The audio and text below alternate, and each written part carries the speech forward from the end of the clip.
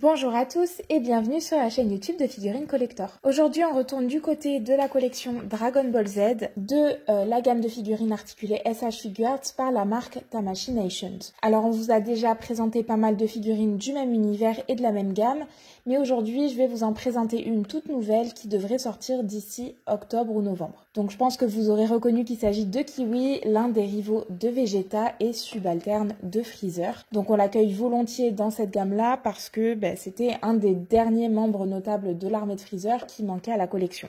Comme d'habitude, la figurine est fournie avec différents visages, différentes expressions, différentes paires de mains et petits accessoires en tout genre. On va avoir 1, 2, 3, 4 visages additionnels en plus de celui qui est déjà sur la figurine. On va également avoir 2 paires de mains supplémentaires que je vous montre dans la boîte encore une fois parce que c'est plus pratique. Donc vous avez une paire de mains tendues et une paire de mains un peu plus crispées, en plus des poings serrés qui sont comme d'habitude sur la figurine. On va ensuite avoir 2 scooters, donc qui je pense vont venir se placer sur les visages de notre personnage Kiwi. Et on va avoir enfin un visage de Vegeta et une main additionnelle pour Vegeta. Donc ici ce sera le Vegeta 24000 Power Level que je vous avais déjà présenté sur cette chaîne YouTube et qui n'est pas encore sorti. Donc si vous souhaitez en faire l'acquisition également, vous aurez un petit visage bonus pour aller avec. Voilà donc notre perso et les différents accessoires qui sont dans la boîte à l'exception des mains parce que vous le savez, j'évite de trop les sortir comme c'est des toutes petites pièces. C'est pas forcément pertinent de vous les montrer très près à la caméra et c'est pas forcément pratique à manipuler. On a bien évidemment notre personnage avec un premier visage qui est déjà placé dessus, donc un visage avec un sourire en coin, un air un petit peu fier. On va également avoir de disponibles 4 autres visages comme je vous disais.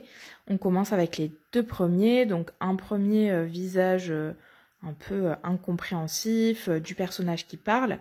Un second visage toujours avec un sourire, cette fois-ci beaucoup plus grand. Un autre visage avec un sourire peut-être un peu plus sadique. Je vous le compare avec le précédent. C'est quand même 2 visages qui sont bien distincts. Et enfin, le dernier.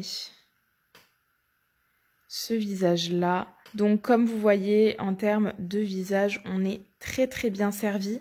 Les expressions sont très chouettes. Vraiment plein de possibilités par rapport à ces visages-là. Donc franchement, pas déçu. Sur ce point-là, vous avez vraiment de quoi faire. À savoir que sur 2 des visages, vous allez pouvoir retirer l'oreille droite. Donc ça va être le cas pour le visage qui est déjà en place et celui-ci, vous voyez. Et en fait, ici, l'oreille vient se retirer pour pouvoir venir placer les scooters que vous avez juste ici. Donc je vais vous montrer ça tout de suite. Alors c'est un petit peu fastidieux à retirer, hein. Faut pas hésiter à y aller. Hop. C'est assez souple. Mais voilà, faut y aller quoi. Donc en dessous, vous avez un petit trou qui va vous permettre de venir placer notre scooter. Donc juste ici, ça se clipse. Comme ceci. Donc voilà, vous avez cette possibilité-là avec ces scooters, donc seulement sur 2 visages. Hein. Vous n'aurez pas la possibilité de le faire sur les autres, mais on a déjà cette possibilité qui existe pour 2 de nos visages, donc c'est pas mal du tout. Donc vraiment l'avantage de ce système, c'est que une fois que vous avez enlevé le scooter et remis l'oreille, ça se voit pas vraiment en fait. Vous n'avez pas de démarcation, vous n'avez pas de trou disgracieux parce que vous n'avez pas voulu mettre le scooter. Donc c'est vraiment un choix qui vous appartient et ça va pas dénaturer la figurine si jamais vous mettez pas le scooter. J'aime bien l'idée, j'aime bien comment ça a été pensé et c'est plutôt chouette qu'on ait cette possibilité de faire ça. Comme je vous disais, vous avez également dans la boîte de disponible un visage pour Vegeta. Le voilà. Si jamais vous voulez le comparer aux autres visages de Vegeta, il ne faut pas hésiter à aller voir la vidéo YouTube qu'on a déjà sortie à ce sujet. On a balayé pas mal les expressions et les visages qu'il y a à disposition pour cette figurine. Et vous avez également une main supplémentaire pour Vegeta. Il est temps de s'attarder un petit peu sur notre personnage et de le regarder un petit peu plus en détail. Alors, d'un aspect général, je le trouve plutôt bien fait, comme je vous ai dit, assez expressif. Vous avez des petits reliefs partout sur la peau, donc pareil sur les bras, il n'y a rien qui a été oublié. L'armure, les différentes textures sont pas finies pareilles. Donc là, vous avez un fini qui est vraiment mat, alors que sur les parties du poitrail et à l'arrière, vous avez un rendu un petit peu plus brillant. Donc ça aide bien à démarquer les différentes matières et j'aime bien le rendu. Le pantalon, bah, il est tout simple, hein, rien à dire dessus. Et enfin, vous avez les bottes vertes avec un petit morceau là, de corde. Donc voilà un petit peu comment est fait notre personnage, c'est plutôt pas mal. Ils ont bien pensé à faire des petits plis sur les gants, donc non, franchement, il rend plutôt pas trop mal. Cette fois-ci, on va s'attarder un petit peu plus sur les articulations. Donc je vous propose qu'on commence comme d'habitude par la tête. Alors, il n'y a pas une énorme amplitude vers l'arrière, ça reste quand même assez convaincant avec le mouvement du cou comme je vous ai montré. Alors si j'arrache pas la tête au passage, mais avec le mouvement du cou, vous pouvez le faire regarder vers le haut. C'est pas la meilleure des amplitudes arrière, mais ça fait le travail. Vers l'avant, avec le cou, cette fois-ci, par contre, on a vraiment une très très bonne amplitude. C'est vraiment super. Sur les côtés, bon, une amplitude qui est plutôt correcte. La tête tourne à 360 et ça bouge plutôt pas mal avec le cou. Donc pas trop mal au niveau de la tête. Vous avez également les épaulières qui se rabattent vers le haut pour ne pas vous gêner sur certains mouvements. Au niveau des bras, il élève très très bien. Hop, on va regarder un petit peu vers l'avant. Ça fonctionne bien aussi. Ici, hop, ça bouge pas mal. Alors juste à noter que si vous le mettez dans cette position-là, vous ne pourrez pas rabattre les épaulières. Donc ça fait un peu bizarre. Et si jamais vous les rabattez, ça va bloquer le mouvement vers l'avant. Donc une bonne amplitude, mais qui n'est pas forcément très pertinente ici.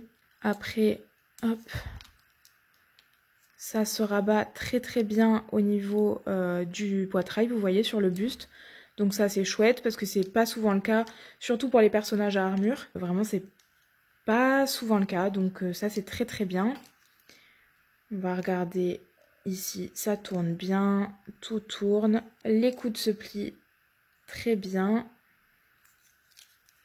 On regarde un petit peu le buste, donc vous pouvez faire un mouvement de côté.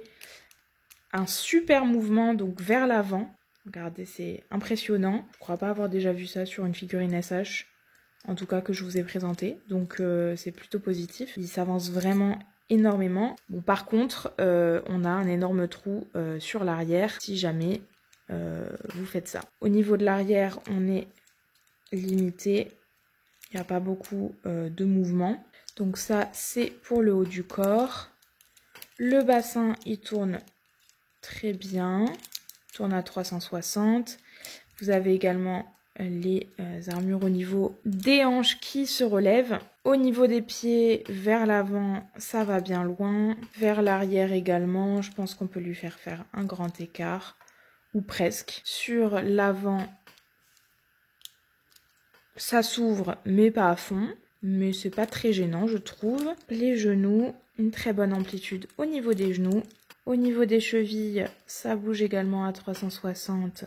On n'a pas beaucoup d'amplitude cependant parce que la partie du haut vient nous gêner. Et bien sûr, vous pouvez rabattre un petit peu les orteils aussi. Voilà pour ces articulations, donc c'est pas trop mal. Il y a des choses qui pourraient être mieux, mais c'est pas non plus à jeter. Bon, comme d'habitude chez les SH, il faut trifouiller un petit peu pour que la figurine tienne debout. Mais en jouant un petit peu avec les articulations, ça devrait pas vous poser de soucis. Il n'y a rien de vraiment très différent comparé à ce qu'on sait de la gamme déjà. En termes de dimension, on va être à 14 cm et demi. Donc ça me paraît plutôt pas mal. On va comparer avec le Vegeta à côté. Le Vegeta est un petit peu plus petit. Ça me paraît être plutôt cohérent à ce niveau-là. Voilà un petit peu les deux personnages que vous pourrez retrouver. Donc ils sortent normalement tous les deux vers octobre. Voilà pour cette petite review. J'espère qu'elle vous aura plu et que vous aurez apprécié découvrir ce nouveau personnage de Dragon Ball avec moi. Si jamais vous êtes intéressé pour le précommander, vous trouverez le lien pour le faire dans la description. N'hésitez pas à commenter la vidéo, à la liker si vous l'avez appréciée et à vous abonner à notre chaîne YouTube. Quant à moi, je vous dis à la prochaine.